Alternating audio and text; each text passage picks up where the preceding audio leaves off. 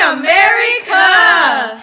This is part 2 of the things they talked about. Last week's episode, we discussed the plot, the summary, we discussed quotes, characters, figurative language, diction, you name it, we did it. We will be comparing our story to Farewell to Arms as well as Forrest Gump. And at the end, we will be discussing more quotes. So the reason we chose to compare this story to Farewell to Arms is because we think that Cross has similar experiences as Henry did, because they're both in the war. And Henry, so he was a young American ambulance driver. He was a part of the Italian army. So the story is he meets his future wife, Catherine Barkley. She was a nurse at the British hospital. Throughout the story, Henry gets badly injured. He falls in love with Catherine more and more, but at the end of the story, he truly suffers, and because when his pregnant wife goes into the hospital to give birth, the baby is stillborn, and then she dies slowly after because of multiple hemorrhages, and he just really feels all of the guilt in him. All right, so I have a question for you guys. So whoever wants to answer it, go ahead. So how do the events in the things they carried compare to A Farewell to Arms regarding the Vietnam War? So I can answer that. So the events regarding the things they carried in A Farewell to Arms are both similar because both characters in the story experience guilt and loss. So throughout the story, in A Farewell to Arms, he loses someone that's very close to him, and in the things they carried, they all lose people that eventually become close to them because they're there for a long. They eventually become really close friends, and they feel like they can't lose them because they're their only. And if eventually when they lose them, they feel guilty for it because they feel that they either should have helped save them or that it was their fault that they got killed. So that's why both stories are very similar, because not only do they share similar loss, but they share that guilt within their deaths. Characters in both stories, in both the A Farewell to Arms and the things they carried, experienced loss and guilt. Which characters specifically are you talking about? So specifically in A Farewell to Arms, Lieutenant Henry loses Catherine and his stillborn son, and he feels that it's his fault because he should have taken care of her, and that he's the reason why they had to escape because she became pregnant, and he feels that it's his fault that she died, and also for his son died. And Lieutenant Cross feels guilty about the death of Lavender because he feels that he should have been protecting him and watching out for him, because when Lavender comes back from the bathroom, he eventually gets shot when he's not paying attention, so he feels guilt for that, and he carries that throughout the whole book.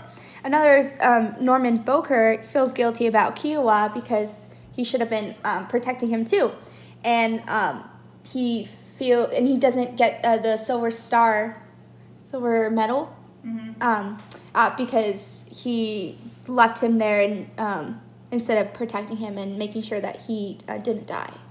Okay, Haley. So, what is another theme that you could compare for the things they carried and Farewell to Arms?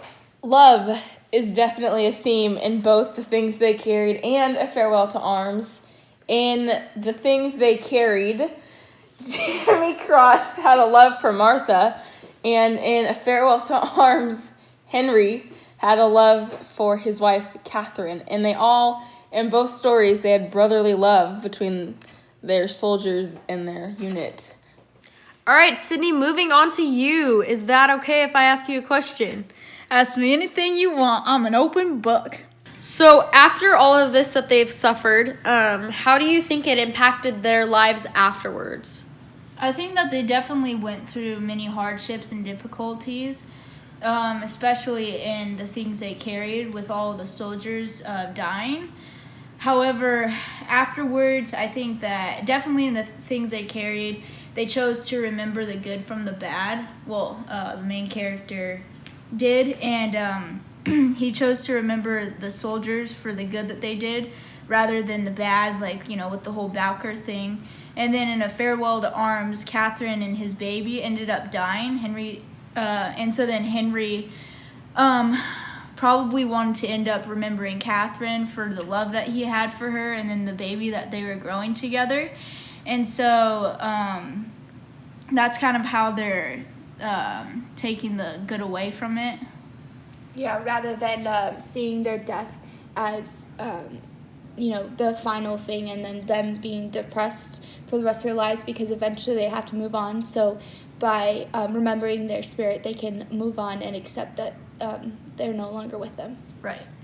So now that we've discussed the comparison between A Farewell to Arms and the things they carried, we can compare it to Forrest Gump, which is another story that relates pretty well with the things that they carried. So Veronica, can you please give us a summary of Forrest Gump? So the overall summary of Forrest Gump is the struggle of a boy who has a mental illness and his mom takes care of him, and she's only really his support system, and he gets made fun of his mental illness, and he tries to come over all the people that have made fun of him.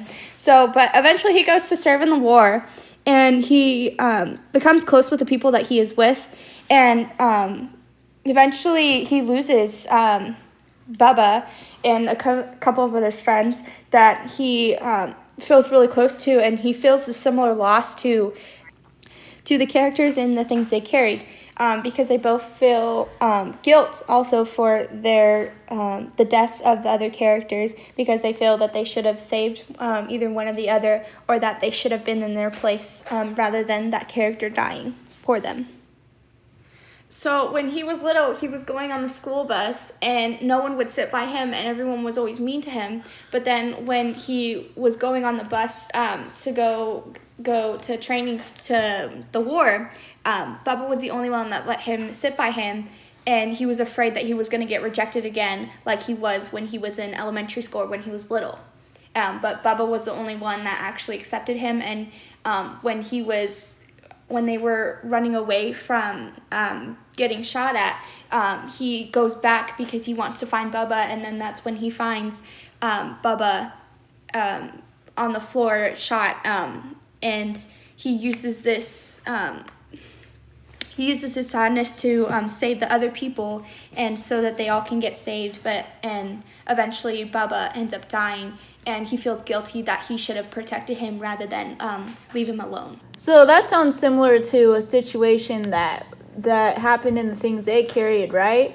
Because Jimmy Cross went back to find Ted Lavender, and he got shot. His friend got shot, and Jimmy was too focused on Martha and the letters and photos that he had of her, and he was so preoccupied with that he couldn't save his friend. And so that's kind of similar to in Forrest Gump with the main character and Bubba, because he couldn't save Bubba either. Something different that they did in Forrest Gump compared to the things they carried is, in the movie, they showed a lot of the extremely negative parts of the Vietnam War. Like, they showed people getting blown up, people getting shot, and the tragedy of it. Versus in the things they carried, they tried to keep the super negative things that the guys did out, and just portray the kind of good things that they did while they were there. Analysis and comparison of that, guys. That was a really great job. So now we'll be switching over to the second most important theme. In the first episode of the things they talked about, we discussed the theme of guilt. So now we'll be discussing the theme of love, which has been seen throughout the story multiple times. And so what do you guys think are some important examples of love throughout the story? In regards to the theme of love throughout the book, I think that a major part of it would be when Cross, like his relationship with everybody throughout the story, it just grows throughout time, because he is he's always there fighting alongside them, and because of that, he just gets closer to them, and his love for Martha grows throughout the story, because he misses her, and he sees all of her letters to him, and all of her pictures. So I think that some more love comes at the end of the story for sure with Laura, which was Tim O'Brien's long-lost love, who had died when she was younger. But O'Brien always had a place in his heart for her, and that was his love for the rest of his life. So you can kind of also see that in Forrest Gump with Forrest and Jenny. And at the end, he gets rejected by her. Veronica, you know more about that story than me. Can you kind of... Just how Forrest Gump continuously tries to help Jenny, and he really cares about her.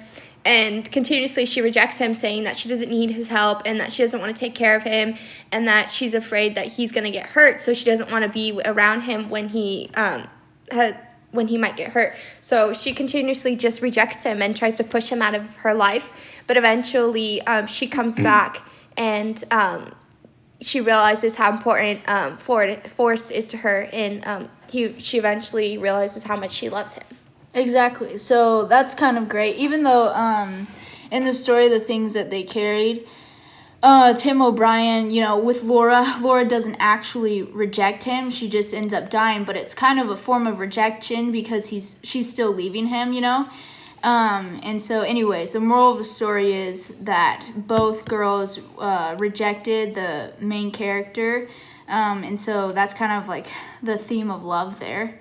So now we'll be discussing a song that we found best represents the struggle and internal conflict that a lot of the people went through in the story. And so we found a song. It's called Disposable Heroes by Metallica. And so it goes, bodies fill the fields I see, hungry heroes in. No one to play soldier now, no one to pretend. Running blind through killing fields, bred to kill them all. Victim of what said should be, a servant till I fall. Soldier boy made of clay, now an empty shell. 21, only son, but he served us well. Bred to kill, not to care, do just as we say. Finished here, greetings, death, he's yours to take away. Back to the front, you will do what I say when I say. Back to the front, you will die when I say you must die. Back to the front, you coward, you servant, you blind man. Barking of machine gun fire does nothing to me now. Sounding of the clock that ticks, get used to it somehow. More a man, more stripes you bear, glory seeker trends. Bodies fill the fields I see, the slaughter never ends. Then it goes back into the chorus, and then it says, why am I dying? Kill, have no fear. Lie, live off lying. Hell is here. I was born for dying. Life planned out before my birth, nothing could I say. Had no chance to see myself molded day by day. Looking back, I realized nothing have I done. Left to die with only friend, alone I clenched my gun. And then it's the chorus again. So how do you guys feel that this best represents the story as a whole? Well, I think that it's really cool because it's basically talking about all of the conflicts that's in actual war, and this is made from a perspective of a soldier. Like, for the example, it says, one of the lines, it says, I was born for dying. Life planned out before my birth, nothing could I say. Had no chance to see myself molded day by day. So the war was basically molding him into the person he is now. Mm-hmm. I think the lines, bred to kill, not to care, do just as we say, finished here, greetings, death, he's yours to take away. I think that really relates to the internal struggle because they didn't have a choice whether or not they went to war. They had to do it, and they couldn't get out of it. And once they went, most likely they were going to die. So continuing off of what Haley said with the soldiers not wanting to go to the war. So in the chorus, the lyrics are, back to the front, you will do what I say when I say. Back to the front, you will die when I say you must die. Back to the front, you coward, you servant, you blind man. So going off of how they don't want to go to the war, and they're told, what to do, and that they have to fight, and that they have to serve and die for their country, when majority of them don't even want to be there, and they feel guilty for not if they don't fight. And then at the same time, the internal battle of not wanting to fight, but having to serve their country and leaving everything behind, and just feeling that guilt and sadness of being there. Thank you for joining us on part 2 of 2 of the things they talked about. We hope you enjoyed our analyzing of the book and hope you have a good night. Good night, America!